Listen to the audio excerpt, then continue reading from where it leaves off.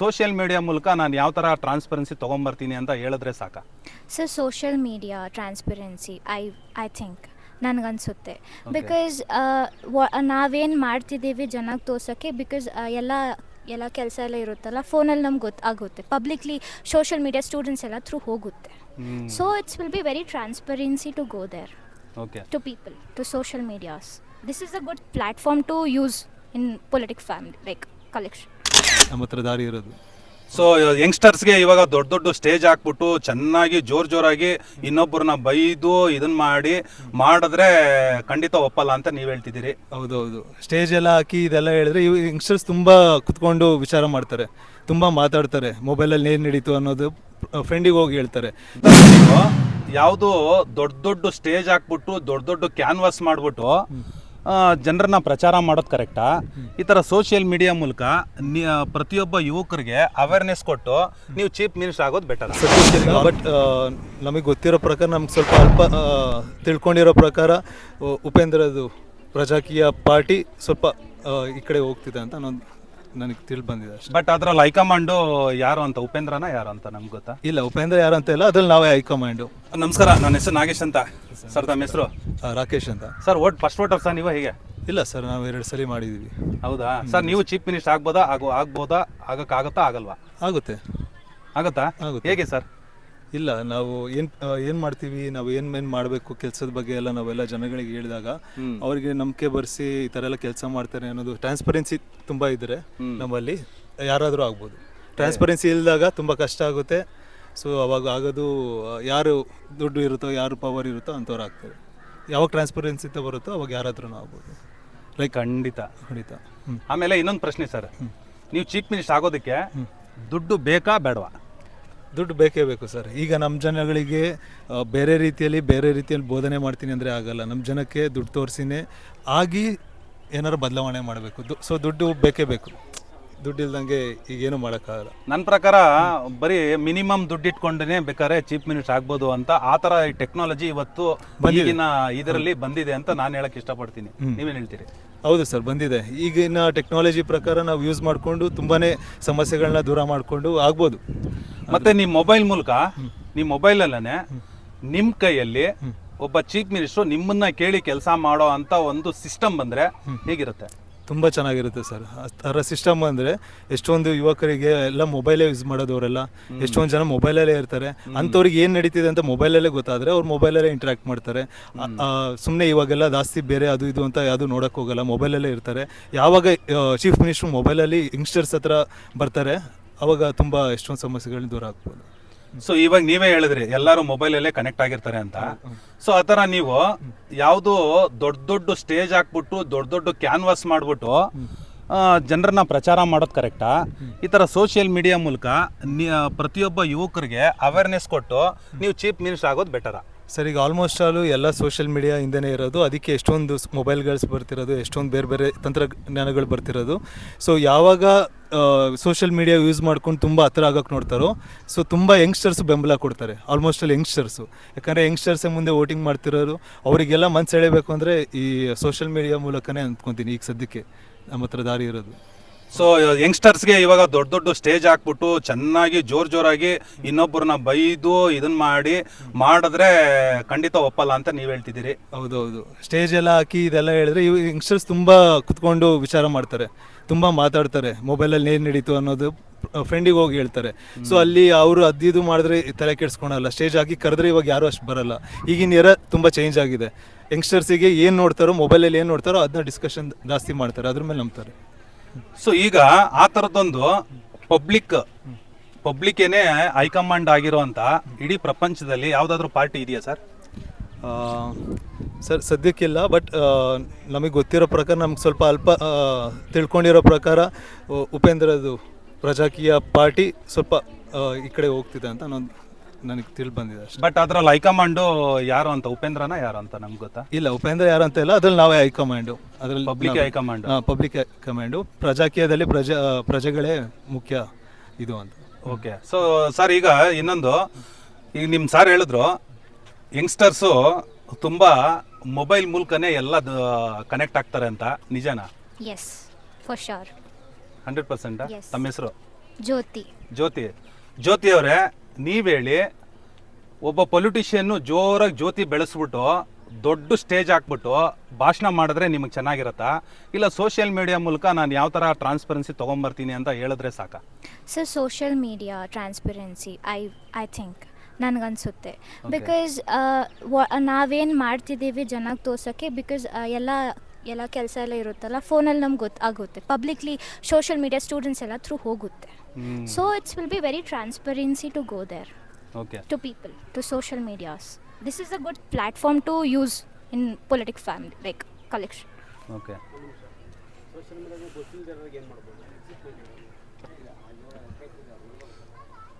So social ಮೀಡಿಯಾದಾಗ ಗೊತ್ತಿಲ್ದವ್ರಿಗೆ, mobile ಜಾಸ್ತಿ ಕನೆಕ್ಟಿವಿಟಿ ಇಲ್ದವ್ರಿಗೆ ನೀವು ಯಾವ ಥರ ಅವ್ರನ್ನ ಅವೇರ್ ಮಾಡ್ತೀರಾ?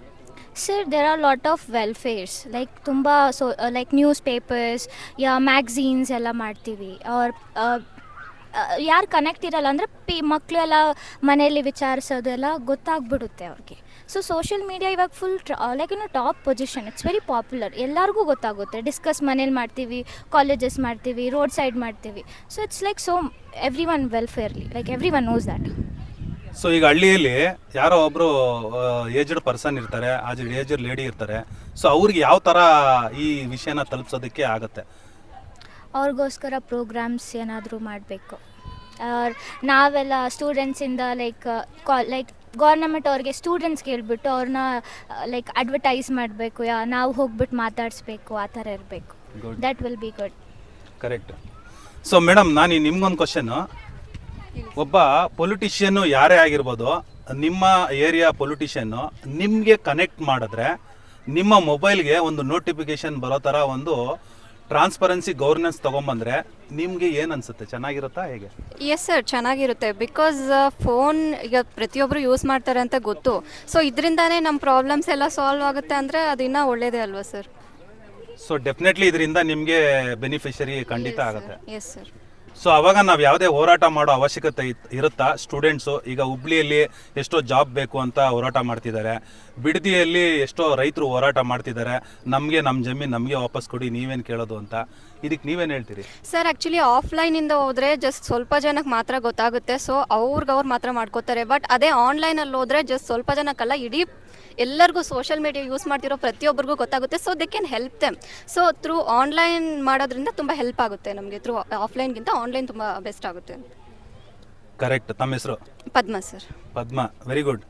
ಮೇಡಮ್, ನೀವು ಹೇಳಿ, ಸೋಷಿಯಲ್ ಮೀಡಿಯಾದಲ್ಲಿ ನಿಮಗೆ ಎಲ್ಲ ಟ್ರಾನ್ಸ್ಪರೆನ್ಸಿ ತೊಗೊಂಡು ಬಂದಮೇಲೆ ನೀವು ಜವಾಬ್ದಾರಿಯಿಂದ ಆ ಸೋಷಿಯಲ್ ಮೀಡಿಯಾ ಮೂಲಕ ಇಲ್ಲ ಇದು ಕರೆಕ್ಟಾ ರಾಂಗ್ ಅಂತ ಹೇಳ್ಬಿಟ್ಟು ಒಂದು ನೋಟಿಫಿಕೇಷನ್ಗೆ ಎಸ್ ಆರ್ ನೋ ಅಂತ ಮಾಡೋದಕ್ಕೆ ನೀವು ರೆಸ್ಪಾನ್ಸಿಬಲ್ ತಗೋತೀರಾ, ತಗೊಳಲ್ವಾ? ಅಫ್ಕೋರ್ಸ್ ತೊಗೊಬೇಕು ಸರ್, ತೊಗೊಳ್ತೀವಿ. ಬಿಕಾಸ್ ಟ್ರಾನ್ಸ್ಪರೆನ್ಸಿ ಇರುತ್ತೆ ಅಂದಮೇಲೆ ನಾವು ಏನು ಮಾಡ್ತಾ ಇರ್ತೀವಿ, ನಾವು ಏನು ಮಾಡಿದ್ದೀವಿ, ಮಾಡ್ತೀವಿ, ಅದೆಲ್ಲ ಗೊತ್ತಾಗುತ್ತೆ. ಸೊ ಅದರಿಂದ ಜನರಿಗೂ ಒಂದು ಸ್ವಲ್ಪ ಹೆಲ್ಪ್ ಆಗುತ್ತೆ. ಲೈಕ್ ಓಕೆ, ಇವ್ರು ಇದು ಮಾಡ್ತಿದ್ದಾರೆ, ನಮ್ಗೆ ಒಳ್ಳೇದಕ್ಕೆ ಮಾಡ್ತಿದ್ದಾರೆ, because some are there who does for their self. So ಅದಕ್ಕೋಸ್ಕರ ನಾವು ಟ್ರಾನ್ಸ್ಪರೆನ್ಸಿ ಇಟ್ಟಾಗ ಏನಾಗುತ್ತೆ ಅಂದರೆ ಎಲ್ರಿಗೂ ಗೊತ್ತಾಗುತ್ತೆ. ಲೈಕ್ ನಾವು ಇವಾಗ ಒಂದು ಸ್ಕೀಮ್ ಅಂತ ಮಾಡಿದ್ರೆ ಸೊ ಅದು ಎಲ್ರಿಗೂ ಗೊತ್ತಾಗುತ್ತೆ. ಸೊ ಟ್ರಾನ್ಸ್ಪರೆನ್ಸಿ ಈಸ್ ಇಂಪಾರ್ಟೆಂಟ್, ಅದು ಮಾಡಲೇಬೇಕು, ಮಾಡಿದ್ರೇ ಇವಾಗ ಎಲ್ರಿಗೂ ಗೊತ್ತಾಗೋದು.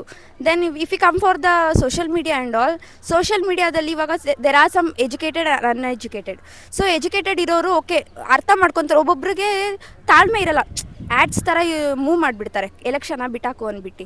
ಸೊ ಹಂಗೆ ಮಾಡೋರ್ಗೆ ಏನು ಮಾಡಬೇಕು ಅಂದರೆ ಇವಾಗ ಅಡ್ವರ್ಟೈಸ್ಮೆಂಟ್, ಇವಾಗ ಮ್ಯೂಸಿಕ್ ಹೇಳ್ತಿರ್ತಾರೆ, ಸ್ಪಾಟಿಫೈ ಮ್ಯೂಸಿಕ್ ಹೇಳ್ತಿರ್ತಾರೆ. ಸೊ ಅಡ್ವರ್ಟೈಸ್ಮೆಂಟ್ ಅಂತ ಬಂದಾಗ 2 ಮಿನಿಟ್ಸ್ ಆದರೂ ಇರ್ತಾರೆ. ಸೊ ಆ 2 ಮಿನಿಟ್ಸ್ ಇದ್ದಾಗ ಅಟ್ಲೀಸ್ಟ್ ಕೇಳ್ತಾರೆ. ಸೊ ಅದರಿಂದ ಒಂದು 10% ಇನ್ಫಾರ್ಮೇಷನ್ ಆದರೂ ಅವ್ರಿಗೆ ಹೋಗುತ್ತೆ. ಸೊ ಅದಕ್ಕೆ ನಾವು ಏನು ಮಾಡಬೇಕು ಅಂದರೆ ಅಡ್ವರ್ಟೈಸ್ಮೆಂಟಲ್ಲಿ TV ಅಡ್ವರ್ಟೈಸ್ಮೆಂಟು ಎಲ್ಲ ನೋಡ್ತಾರೆ ಅವರು. ಸೊ ಪೀಪಲ್ಗೆ ಅದು ಹೆಲ್ಪ್ ಆಗುತ್ತೆ, ಎಜುಕೇಟೆಡ್ಗೂ ಸಹ ಅನ್ಎಜುಕೇಟೆಡ್ ಸಹ. ಯಾರಿಗೆ ಓದಕ್ಕೆ ಬರಲ್ವಲ್ಲ ಅವ್ರು ಕೇಳಿಸ್ಕೊಂಡಾದ್ರೂ ಅರ್ಥ ಮಾಡ್ಕೊತಾರೆ, ಅಷ್ಟು ಕೆಪಬಿಲಿಟಿ ಇದ್ದೇ ಇರುತ್ತಲ್ಲ. ಬಟ್ ಅದಕ್ಕೂ ದುಡ್ಡು ಖರ್ಚು ಮಾಡಬೇಕಲ್ಲ, ಅಡ್ವರ್ಟೈಸ್ಮೆಂಟ್ ಮಾಡಬೇಕು ಅಂತಂದ್ರೂ. ಹಾಂ ಸರ್, ಖರ್ಚು ಮಾಡಲೇಬೇಕು, ಇವಾಗ ಯಾವುದು ಫ್ರೀಯಾಗಿ ಬರಲ್ಲಲ್ಲ ಸರ್. ಬಟ್ ನಾನೇನು ಹೇಳ್ತೀನಿ, ಎಲೆಕ್ಷನ್ನು ದುಡ್ಡು ಖರ್ಚು ಮಾಡ್ದಂಗೆ ನಡಿಬೇಕು ಅನ್ನೋ ಒಂದು ಟ್ರಾನ್ಸ್ಪರೆಂಟ್ ಗವರ್ನೆನ್ಸ್ ಬರಬೇಕು ಅನ್ನೋದೇ ನಮ್ಮ ಅಭಿಪ್ರಾಯ. ನೀವೇನು ಹೇಳ್ತೀರಿ? ಸರ್, ದುಡ್ಡು ಇಲ್ದಲೇ ಲೈಕ್ ಆಗಲ್ಲ ಸರ್. ಬಿಕಾಸ್ ಈಗ ಸೋಷಿಯಲ್ ಮೀಡಿಯಾದಲ್ಲಿ ನೀವೇನೇ ಒಂದು ಮೆಸೇಜ್ ನೋಡ್ತಾ ಇರುವಾಗ ನೀವು ಅದಕ್ಕೆ ಏನಾದರೂ ದುಡ್ಡು ಕೊಟ್ಟಿರ್ತೀರಾ? ನೀವೀಗ ಒಂದು ವಿಡಿಯೋ ಮಾಡಿ ಸೋಷಿಯಲ್ ಮೀಡಿಯಾದಲ್ಲಿ ಹಾಕಿದ್ರೆ ಅದಕ್ಕೆ ದುಡ್ಡು ಕೊಡ್ತೀರಾ ನೀವು? ಸರ್, ಸೋಷಿಯಲ್ ಮೀಡಿಯಾದಲ್ಲಿ ಹಾಕೋದಕ್ಕೆ ಏನು ದುಡ್ಡು ಏನು ಬೇಡ, ಬಟ್ ಅಡ್ವರ್ಟೈಸ್ಮೆಂಟ್ ಮಾಡಬೇಕು. ಲೈಕ್ ಅನ್ಎಜುಕೇಟೆಡ್ ಅವ್ರಿಗೆ ಗೊತ್ತಾಗಬೇಕು, ಓದಕ್ಕೆ ಬರದೇ ಹೋದವ್ರಿಗೆ ಗೊತ್ತಾಗಬೇಕು ಅಂದರೆ ದೇ ಹ್ಯಾವ್ ಟು ಲಿಸನ್ನಾ. ಈಗ ನಿಮ್ಗೆ ಅರ್ಥ ಆಯ್ತು, ಇಲ್ಲ ಈ ತರ ಗೌರ್ಮೆಂಟ್ ಬಂದ್ರೆ ವೆಲ್ ಕರೆಕ್ಟು, ನನಗೆ ಬೇಕು, ಅದರಲ್ಲಿ ನಮಗೆ ಟ್ರಾನ್ಸ್ಪರೆನ್ಸಿ ಬರುತ್ತೆ ಅಂತ ಹೇಳಿದ್ರಿ. ಈಗ ನೀವು ಹೇಳ್ತೀರಿ ನನಗೆ ಈ ಥರದ್ದೊಂದು ಟ್ರಾನ್ಸ್ಪರೆನ್ಸಿ ಬರಬೇಕು ಅಂತ ನೀವು ಒಂದು ವಿಡಿಯೋ ಮಾಡಿ ಬಿಟ್ಟಾಗ, ಸೊ ಅದನ್ನ ಸಾವಿರಾರು ಲಕ್ಷಾಂತರ ಜನ ಸೋಷಿಯಲ್ ಮೀಡಿಯಾ ಮೂಲಕ ನೋಡಿದ್ಮೇಲೆ ಸೊ ಅಲ್ಲಿ ಆಟೋಮೆಟಿಕ್ಕಾಗಿ ಅಡ್ವರ್ಟೈಸ್ಮೆಂಟ್ ಆಯ್ತಲ್ಲ, ಮತ್ತೆ ಅಡ್ವರ್ಟೈಸ್ಮೆಂಟ್ ಯಾಕೆ ದುಡ್ಡು ಖರ್ಚು ಮಾಡಬೇಕು ಅಂತ ನನ್ನ ಪ್ರಶ್ನೆ. ಸರ್ ಇವಾಗ ವಿಲೇಜ್ ಸೈಡ್ಗೆ ಹೋದ್ರೆ ಎಲ್ಲರೂ ಲೈಕ್ ಕೀಪ್ಯಾಡ್ ಮೊಬೈಲ್ ಯೂಸ್ ಮಾಡ್ತಾರೆ. ಓದಿರೋರೇನು ಓದೋಕೆ ಹೋಗ್ತಿರೋರು ಓದಿರೋರು ಏನು ಮಾಡ್ತಾರೆ, ನಮ್ಮ ಥರ ಸ್ಮಾರ್ಟ್ ಫೋನ್ ಯೂಸ್ ಮಾಡ್ತಾರೆ. ಸೊ ಅವ್ರಿಗೆ ನಾವು ಏನು ಮಾಡೋಕ್ಕಾಗುತ್ತೆ, ರೇಡಿಯೋ ಕೇಳ್ತಾರೆ ಒಬ್ಬೊಬ್ರು. ಇವಾಗ ಮನೇಲಿ ಟಿವಿ ಇಲ್ಲದೆ ಹೋದವರು, ಕಣ್ ಕಾಣಿಸ್ದೆ ಹೋದವ್ರು ಏನು ಮಾಡ್ತಾರೆ, ರೇಡಿಯೋ ಕೇಳ್ತಾರೆ. ಸೊ ಆ ರೇಡಿಯೋ ಪ್ರಕಾರನೂ ನಾವು ಕಮ್ಯುನಿಕೇಟ್ ಮಾಡ್ಬೋದು. ಬಿಕಾಸ್ ಅದರಲ್ಲೂ ಅಡ್ವರ್ಟೈಸ್ಮೆಂಟ್ ಥರ ಕೊಡ್ಬೋದು. ಮ್ಯೂಸಿಕ್ ಹಾಫ್ ಮಾಡಿಬಿಟ್ಟು ಮಧ್ಯದಲ್ಲಿ ಅಡ್ವರ್ಟೈಸ್ಮೆಂಟ್ ಕೊಟ್ಟರು ಅವ್ರು ಕೇಳಿಸ್ಕೊಂತಾರೆ. ಈಗ ಜ್ಯೋತಿ ಅವರು ಒಂದು ಮಾತು ಹೇಳಿದ್ರು, ಎಲ್ಲ ಕಡೆನೂ ಆಲ್ರೆಡಿ 99% ಎಲ್ಲ ತುಂಬ ಹೈಯರಲ್ಲಿ ಇದೆ ಸೋಷಿಯಲ್ ಮೀಡಿಯಾ, ಅಷ್ಟು ಪವರ್ಫುಲ್ ಇದೆ ಅಂತ ಹೇಳಿದ್ರು.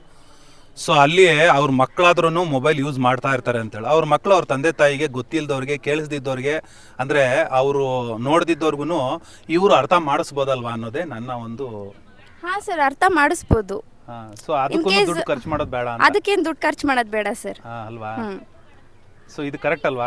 ಇದು ಕರೆಕ್ಟೇ ಸರ್. ಲೈಕ್ ಔಟ್ಸೈಡ್ ಅಡ್ವರ್ಟೈಸ್ಮೆಂಟ್ ಟಿವಿಲೆಲ್ಲ ಮಾಡ್ತೀವಿ ಅಂದಾಗ ಮಾತ್ರ ದುಡ್ಡು ಖರ್ಚು ಮಾಡಬೇಕಾಗುತ್ತೆ. ಆನ್ಲೈನ್ ಇವಾಗೆಲ್ಲ ಸೋಷಿಯಲ್ ಮೀಡಿಯಾ ಗೊತ್ತಲ್ಲ, ಇವಾಗ ಏನೇ ಆದರೂ ಎಲ್ಲ ಸೋಷಿಯಲ್ ಮೀಡಿಯಾ ಆಗ್ತಾರೆ. ಸೊ ಎಲ್ಲ ಟ್ರಾನ್ಸ್ಪರೆನ್ಸಿ ಆಗಿರುತ್ತೆ, ಎಲ್ರಿಗೂ ಗೊತ್ತಾಗುತ್ತೆ, ಎಲ್ರಿಗೂ ರೀಚ್ ಆಗುತ್ತೆ ಸಹ. ಸೊ ಅದರಿಂದ ಇದಕ್ಕೇನು ಖರ್ಚಾಗಲ್ಲ. ಲೈಕ್ ವಿತೌಟ್ ಮನಿನೂ ನಾವು ಮಾಡ್ಬೋದು. ಲೈಕ್ ಇನ್ ಕೇಸ್ ನಾವು ಅಡ್ವರ್ಟೈಸ್ಮೆಂಟ್ ಮಾಡಬೇಕು ಅಂದಾಗ, ಇವಾಗ ತುಂಬ ಹಳ್ಳಿ ಕಡೆ ಸಾಯಂಕಾಲದ ಹೊತ್ತು ಸೀರಿಯಲ್ಸ್ ನೋಡ್ತಾರೆ. ಸೊ ಅದರಿಂದನೂ ಅವ್ರಿಗೆ ಹೆಲ್ಪ್ ಆಗುತ್ತೆ. ಓಕೆ, ಅದರಿಂದ ಅಡ್ವರ್ಟೈಸ್ಮೆಂಟ್ ಅಂದರೆ ಹಿಂಗೂ ಮಾಡ್ಬೋದು, ರೇಡಿಯೋ ಸಮೇತನೂ ಮಾಡ್ಬೋದು, ಇಲ್ಲ ಸೋಷಿಯಲ್ ಮೀಡಿಯಾದಲ್ಲೂ ಮಾಡ್ಬೋದು. ಸೊ ಈ ಥರದ್ದೊಂದು ಟ್ರಾನ್ಸ್ಪರೆಂಟ್ ಬರೋ ಥರ ಮಾಡೋ ಅಂಥ ಒಂದು ಒಳ್ಳೆ ಪೊಲಿಟಿಕಲ್ ಪಾರ್ಟಿ ಯಾವುದಾದ್ರೂ ಇದೆಯಾ? ಇದುವರೆಗೂ ನಾವು ಆ ಥರ ಯಾವುದು ನೋಡಿಲ್ಲ. ಈಗ ಮುಂದೆ ಯಾವ್ದಾದ್ರು ಆ ಥರ ಬಂದರೆ ಅದು ತುಂಬ ಉಪಯೋಗ ಆಗುತ್ತೆ. ಅದನ್ನು ಬರಬೇಕು ಅಂತ ಎಲ್ಲರೂ ಆಶಿಸ್ತಾರೆ. ಅದಿದ್ರೇ ಒಂದು ಪಾರ್ಟಿಯಿಂದ ಒಬ್ಬರಿಗೆ ತುಂಬ ಯೂಸ್ ಆಗುತ್ತೆ, ನಮ್ಮ ಜನರಿಗೆ ಯೂಸ್ ಆಗುತ್ತೆ. ಪಬ್ಲಿಕ್ ಸರ್ವ್ ಮಾಡ್ತಿದ್ದೀವಿ ಅಂದರೆ ಅದು ತುಂಬ ಹೆಲ್ಪ್ಫುಲ್. ಅದಕ್ಕಿಂತ ಬೆಟರ್ ಚಾಯ್ಸ್ ಯಾವುದು ಚಾಯ್ಸ್ ಮಾಡೋಕ್ಕಾಗಲ್ಲ ಆ ಥರ. ಸೊ ಅವರು ಮೊದಲು ಹೇಳಿದ್ರು, ಅವರು ಪ್ರಜಾಕಿ ಅಂತಿದೆ ಅಂತ, ಅದು ಗೊತ್ತಾ ನಿಮಗೆ? ಹಾಂ, ಉಪೇಂದ್ರ ಅವ್ರ ಪಕ್ಷ ಕಟ್ಟಿದ್ದಾರೆ ಅಂತ ಗೊತ್ತು. ಅದು ಲೈಕ್ ಫಾರ್ ದ ಪೀಪಲ್ ಅಂತ. ಸೊ ಜನರು ಅದನ್ನು ತಿಳ್ಕೋಬೇಕು. ಏನು ಪೂರ್ತಿಯಾಗಿ ಅದು ವಿವರಣೆ ತಿಳ್ಕೊಂಡು ಹೇಗೆ ಏನು ಇರ್ತದಂತ ಗೊತ್ತಾದ ಮೇಲೆ ಅದು ಅವ್ರಿಗೆ ಸರಿ ಅನಿಸಿದ್ರೆ ಅವರಾಗಿ ಅವ್ರು ಕನ್ವಿನ್ಸ್ ಮಾಡಿಕೊಂಡು, ಓಕೆ ಇದು ನಮ್ಗೆ ಸರಿ ಇದೆ, ಇದು ಇವರಿಂದ ನಮಗೆ ಕೆಲಸ ಆಗುತ್ತೆ, ನಮಗೆ ಯೂಸ್ಫುಲ್ ಆಗುತ್ತೆ, ಹಂಗಿದ್ದಾಗ ಅವ್ರಿಗೆ ವೋಟ್ ಮಾಡಿ ನಮ್ಮ ಮತದಾನ ನಾವು ಅವ್ರಿಗೆ ಮತ ಹಾಕಿ ನಾವು ಚೂಸ್ ಮಾಡ್ಕೋಬೋದು. ನಮ್ಮನ್ನು ಯಾರು ಆಳ್ತಾರೆ, ನಾವು ಹೇಗೆ ಆಳಿಸ್ಕೊತೀವಿ, ನಮ್ಗೆ ಹೆಲ್ಪ್ ಮಾಡ್ತಾರ, ನಮಗೆ ಸಹಾಯ ಆಗ್ತಾ ಅವರಿಂದ ಅಂತ ನೋಡ್ಕೋಬೇಕು. ಅದೆಲ್ಲ ನಮ್ಮದು. ಬಟ್ ಈಗ ಒಂದು ಹೇಳಿದ್ರಿ ಆಳ್ಸ್ಕೋತೀವಿ ಅಂತ, ಬಟ್ ಪ್ರಭುತ್ವದಲ್ಲಿ ಆಳ್ಸ್ಕೊಳ್ಳೋದು ಅಂತ ಏನಿಲ್ಲ. ರಾಜಪ್ರಭುತ್ವದಲ್ಲಿ ರಾಜರು ಆಳ್ತಾರೆ, ಬಟ್ ಪ್ರಜಾಪ್ರಭುತ್ವದಲ್ಲಿ ಪ್ರಜೆಗಳು ಆಳ್ಸ್ಕೋಬಾರ್ದು ಅಂತಾನೆ ಈ ತರ ಟ್ರಾನ್ಸ್ಪರೆನ್ಸಿ ಬರಬೇಕು ಅಂತ ನಾವ್ ಹೇಳ್ತಾ ಇರೋದು. ಅಂದ್ರೆ ಪ್ರಜಾಪ್ರಭುತ್ವದಲ್ಲಿ ಪ್ರಜೆನೇ ಪ್ರಭು ಅಂತ ಅರ್ಥ. ಅವ್ರು ಪ್ರಭು ಆದ್ಮೇಲೆ ಅವ್ರು ಆಳ್ಸ್ಕೋಬೇಕಾ ಅಥವಾ ಪ್ರಭು ತರ ಕ್ವಶನ್ ಮಾಡೋದ್ ಬೇಕಾ ಅಂತ ನಾನು ಕೇಳ್ತೀನಿ. ಕ್ವಶನ್ ಮಾಡೋದು ಇಂಪಾರ್ಟೆಂಟ್, ಬಟ್ ಅವ್ರು ಆಳೋದು ಅಂದ್ರೆ ಲೈಕ್ ನಮಗ್ ಜೊತೆ ಆಗಿರ್ಬೇಕು. ಆಳೋದು ಅಂದ್ರೆ ಲೈಕ್ ಅವ್ರನ್ನ ರೂಲ್ ಮಾಡ್ತಾ ಇದೀವಿ ಅನ್ನೋಕ್ಕಿಂತ ನಾವು ಜೊತೆ ನಿಂತು ಅವ್ರಿಗೆ ಸಹಾಯ ಆಗಿ ಅವ್ರಿಗೆ ಹೇಗೆ ಯೂಸ್ ಆಗ್ತೀವಿ. ಈಗ ನಾವೇ ಒಬ್ರಿಗೆ ಯಾರೋ ಯೂಸ್ ಆಗ್ತೀವಿ, ಹೆಲ್ಪ್ ಆಗ್ತೀವಿ ಅಂದ್ರೆ ಅವ್ರು ನಮ್ಮನ್ನು ಮುಂದೆ ನೋಡ್ತಾರೆ. ನಮಗೆ ನಮ್ಮನ್ನ ಹೆಲ್ಪ್ ಮಾಡಿ ನಮ್ಮಿಂದ ಒಬ್ಬ ಆಗಿದೆ ಅಂತ ಅವ್ರಿಗೆ ನಾವು ಮತ ಹಾಕ್ತೀವಿ, ವೋಟ್ ಮಾಡ್ತೀವಿ. ಪಾರ್ಟಿಗಾಗಲಿ ಒಬ್ಬ ಮನುಷ್ಯಗೆ ಆಗಲಿ ನಾವು ಹೆಲ್ಪ್ ಮಾಡಿದೆ ಅವ್ರ ಮಟ್ಟಿನ ಹೆಲ್ಪ್ ಆಗುತ್ತೆ ಅಂತಲೇ ಆಶಿಸ್ತಾರೆ ಎಲ್ಲರೂ. ಬಟ್ ಈಗ ನಾನೇನು ಹೇಳ್ತೀನಿ, ಒಂದು ಪೊಲಿಟಿಕಲ್ ಪಾರ್ಟಿ ಏನು ಉಪೇಂದ್ರ ಅವರು ಹೇಳ್ತಾ ಇದ್ದೀರಿ, ಅದು ಉಪೇಂದ್ರ ಅವ್ರ ಪಾರ್ಟಿ ಅಲ್ಲ, ಪಬ್ಲಿಕ್ದು ಪಾರ್ಟಿ. ಬಟ್ ಕಟ್ಟಿರೋದು ಅವರಿಂದ ಅಲ್ಲ. ಬಟ್ ಪಬ್ಲಿಕ್ಗೋಸ್ಕರನೇ ಮಾಡಿರೋದು. ಅವರು ಒಂದು ಟ್ರೈ ಮಾಡ್ತಿದ್ರು ಪಬ್ಲಿಕ್ ಎಲ್ಲರಿಗೂ ರೀಚ್ ಆಗಲಿ, ಪಬ್ಲಿಕ್ಗೋಸ್ಕರ ನಾವು ಏನಾದ್ರು ಕೆಲಸ ಮಾಡೋಣ, ಯಾರು ಮಾಡ್ದಿರೋ ಕೆಲಸ ನಾವು ಒಂಥರನ ತಂದು ಎಲ್ಲ ಒಂದು ಉದ್ಧಾರ ಒಂದು ಸ್ವಲ್ಪ. ಅದರಲ್ಲಿ ನೀವೇ ಹೈಕಮಾಂಡ್, ನಾವೇ ಹೈಕಮಾಂಡ್. ಪಬ್ಲಿಕ್ಸ್ ಎಲ್ಲ ನಾವು ನೋಡಿಕೊಂಡು ಲೈಕ್ ಎಲ್ಲ ಮೆಚುರಿಟಿಯಿಂದ ನೋಡಿಕೊಂಡು ಎಲ್ಲ ಕ್ಯಾಲ್ಕುಲೇಟ್ ಮಾಡಿಕೊಂಡು ಹಾಕ್ಬೇಕಾಗುತ್ತೆ. ಅದರಲ್ಲಿ ನೀವು ವೋಟ್ ಹಾಕಿದ್ರೆ ನಿಮ್ಮ ಕೈಲಿ ಅಧಿಕಾರ ಬರೋದು, ನೀವು ಆಳ್ಸ್ಕೊಳ್ಳೋದಿಲ್ಲ. ನೀವು ಮಾಲೀಕರ ತರ ಕ್ವಶನ್ ಮಾಡಿ. ಮಾಲೀಕರು ಅದಕ್ಕೂ ಇದಕ್ಕೂ ಸಂಬಂಧನೇ ಬರಲ್ಲ. ಯಾಕಂದ್ರೆ ನಾವು ಅವ್ರಿಗೆ ವೋಟ್ ಹಾಕ್ತೀವಿ ಅಂದ್ರೆ ಅವ್ರು ನಮ್ಮ ರಾಜರ ತರ ನೋಡ್ತಿದೀವಿ ಅಂತಲ್ಲ, ಬಟ್ ನಮಗವರು ಪ್ರಜಾಕೀಯದಲ್ಲಿ ಹೇಳ್ತಾರೆ ನೀವು ರಾಜರು, ಅವರು ನಿಮ್ಮ ವರ್ಕರು ಅಂತ ಹೇಳ್ತಿದ್ದಾರೆ. ಇದಕ್ಕೆ ನೀವೇನು ಹೇಳ್ತೀರಿ? ಇಬ್ರು ವರ್ಕರ್ಸೇ. ನಾವು ಫಸ್ಟ್ ಅವ್ರು ನಮಗೆ ವರ್ಕ್ ಮಾಡ್ತೀವಿ ಅಂತ ನಾವು ನಮಗೆ ಪೂರ ನಂಬಿಕೆ ಕೊಟ್ಟಾಗ ನಾವು ಮತ ಹಾಕಿ ಅವ್ರು ನಮಗೋಸ್ಕರ ಕೆಲಸ ಮಾಡ್ತೀವಿ ಅಂದ್ಕೊಳ್ಳಿ. ನೀವು ಹೇಳ್ದಾಗೆ ನಾವು ಪ್ರಜೆ ಆಗಿ ನಾವು ಅವ್ರಿಗೆ ಕ್ವಶನ್ ಮಾಡ್ತೀವಿ, ನಮಗೆ ಅವರು ಉತ್ತರ ಕೊಡ್ತಾರೆ. ಆ ಉತ್ತರಕ್ಕೆ ನಮ್ಗೆ ಏನು ಸಹಾಯ ಆಗಬೇಕು, ನಮಗೆ ಏನು ಕೆಲಸ ಆಗಬೇಕು ಅವ್ರು ಮಾಡಿಕೊಡ್ತಾರೆ ಅಂದರೆ ಅದು ಸರಿನೇ, ಅದು ತಪ್ಪೇನಿಲ್ಲ. ನೀವು ಹೇಳೋದು ಅಲ್ಲ ತಪ್ಪೇನಿಲ್ಲ, ಸಂವಿಧಾನದಲ್ಲೂ ಅದೇ ತರ ಹೇಳ್ತಾರೆ, ಅದೇ ಥರ ನಡಿಬೇಕು ಅಂತ. ಅದೇ ತರ ನಡಿಬೇಕು ಅಂತ ಹೇಳ್ತಾರೆ. ಜನಪ್ರತಿನಿಧಿ ಅಂದ್ರೆ ಜನರನ್ನ ಕೇಳಿ ಕೆಲಸ ಮಾಡುವಂತ ವ್ಯವಸ್ಥೆನೆ ಪ್ರಜಾಪ್ರಭುತ್ವ ಅಂತ ಸಂವಿಧಾನದಲ್ಲಿ ಹೇಳಿರೋದು. ಅದೇ ಐಡಿಯಾಲಜಿ ಇಟ್ಕೊಂಡು ಪ್ರಜಾಕೀಯದಲ್ಲಿ ಈ ತರ ಹೇಳ್ತಿದ್ದಾರೆ. ಸೊ ನೀವು ಆಳ್ಸ್ಕೋಬಾರ್ದು, ನೀವು ಯು ಆರ್ ದ ಓನರ್, ನೀವು ವೋಟ್ ಹಾಕಿ ಕೆಲ್ಸಕ್ಕೆ ಇಟ್ಕೊಂಡಿರೋ ವರ್ಕರ್, MLA MP ರೆಪ್ರೆಸೆಂಟೇಟಿವ್ ಅಂತ ಪ್ರಜಾಕೀಯದಲ್ಲಿ ಹೇಳ್ತವ್ರೆ. ಇದಕ್ಕೆ ಸಂವಿಧಾನದ ಪ್ರಕಾರನೇ ನಡೀತಾ ಇದೆ ಅಂತ ನನ್ನ ಒಪಿನಿಯನ್. ಇದು ಕರೆಕ್ಟ್ ಇದೆಯಾ? ಕರೆಕ್ಟ್ ಇದೆ, ಇದು ಕರೆಕ್ಟ್ ಇದೆ. ಹೀಗೆ ನಡಿಬೇಕು ಅಂತಾನೂ ಇದೆ. ಸೊ ಹೀಗೆ ನಡಿಲೇಬೇಕು. ಅದು ಹಾಗಿದ್ರೇ ನಮ್ಮ ದೇಶ, ನಮ್ಮ ರಾಜ್ಯ ಇದೆ ಅದು ಚೆನ್ನಾಗಿ ಮುಂದೆ ಉದ್ಧಾರ ಆಗುತ್ತೆ, ಬಿಲ್ಡಪ್ ಆಗುತ್ತೆ, ಡೆವಲಪ್ ಆಗುತ್ತೆ. ಆವಾಗಿಂದ ನಮಗೆ ಇನ್ನು ಯೂಸ್ ಆಗುತ್ತೆ. ನೀವು ಎಷ್ಟನೇ ವೋಟರ್ ಈಗ? ನಾವೇ ಸೆಕೆಂಡ್ ವೋಟರ್ ಇವಾಗ. Second voter. ಓಕೆ, ತಮ್ಮ ಹೆಸರು? ಮನೋಜ್ ಅಂತ. ಸೊ ಒಂದು ಆ್ಯಪ್ ಇದೆ ಪ್ರಜಾಕೀಯದು, ಡೌನ್ಲೋಡ್ ಮಾಡ್ಕೊಳ್ಳಿ ಇವಾಗ್ಲೇನೆ. ಇನ್ನೂ ಅತಿ ಹೆಚ್ಚಿನ ಮಾಹಿತಿ ನೀವು ದಯವಿಟ್ಟು ಇನ್ಮೇಲೆ ಆಳ್ಸ್ಕೊಳೋ ಪದ ಬಳಸಬೇಡಿ. ಯಾಕೆಂದ್ರೆ ಯು ಆರ್ ದ ಓನರ್. ಈ ಪ್ರಜೆ, ಈ ದೇಶದ ಪ್ರಜೆಯಾಗಿ ನೀವೇ ಓನರ್. ಇಲ್ಲಿ ನೀವು ಓಟ್ ಹಾಕಿ ಕೆಲ್ಸಕ್ಕೆ ಇಟ್ಕೊಂಡಿರೋ MLA ಯಾವುದೇ ಜನಪ್ರತಿನಿಧಿ ಆಗ್ಲಿ ನಿಮ್ಮ ವರ್ಕರ್ ಅವರು. ಸೊ ಇದನ್ನೊಂದು ನೀವು ಯೂತ್ಸು ನೀವು ಓನರ್ ಆಗಿ ಮಾತಾಡಬೇಕು ಅನ್ನೋದು ನನ್ನ ಆಶಯ. ನೀವೇನು ಹೇಳ್ತೀರಿ? ಸರಿ, ಹೇಳ್ತೀನಿ. ಇದು ಒಪ್ಕೊಂತೀವಿ ನಾವು. ಇದು ಒಪ್ಕೊಂಡು ಇದೇ ಥರ ನಡ್ಕೊತೀವಿ ಅಂತ ಹೇಳ್ತೀವಿ. Thank you. ವೆಲ್ಕಮ್.